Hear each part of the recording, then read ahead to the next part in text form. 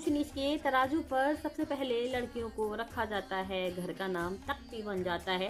अच्छा या बुरा तय कौन करता है? अच्छा या बुरा ये कौन तय करता है कि अच्छे घर की लड़की कितनी हंसे, कितना बोले, किस लहजे में अपनी बात रखे, किस लहजे में अपनी बात रखे।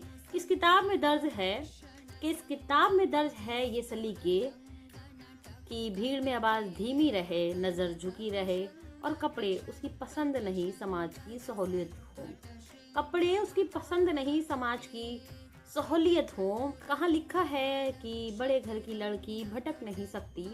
कहाँ लिखा है कि बड़े घर की लड़की भटक नहीं सकती और छोटे घर की लड़की संस्कार नहीं सीख सकती, और छोटे घर की लड़की संस्कार नहीं सीख सकती?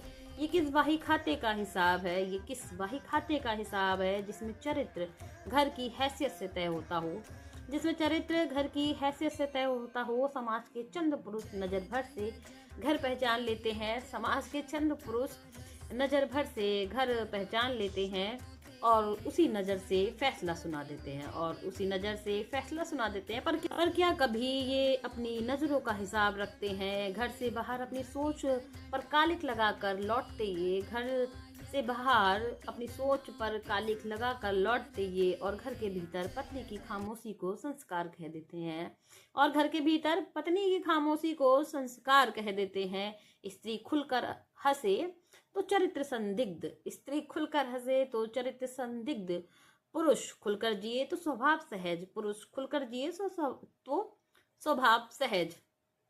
अजीब मानक है जहाँ पुरुष होना स्वतंत्रता का प्रमाण है, जहाँ पुरुष होना आज भी स्वतंत्रता का प्रमाण है, और स्त्री होना सफाई देने की सजा, और स्त्री होना सफाई देने की सजा। सच कहूँ तो ये कविता स्त्री की नहीं, सच कहूँ तो ये कविता स्त्री की नहीं, पुरुषों की उस सोच का पोस्टमार्टम है, पुरुषों की उस सोच का पोस्टमार्टम है जो खुद को कभी कटघरे में खड़ा नहीं करती, जो खुद को कभी कटघरे में खड़ा नहीं करते। राधे राधे। और आपको अगर ये मेरी लाइंस अच्छी लगी हो तो कमेंट करें, लाइक करें और मेरे चैनल द ब्लेसिंग्स को सब्सक्राइब जरूर करें।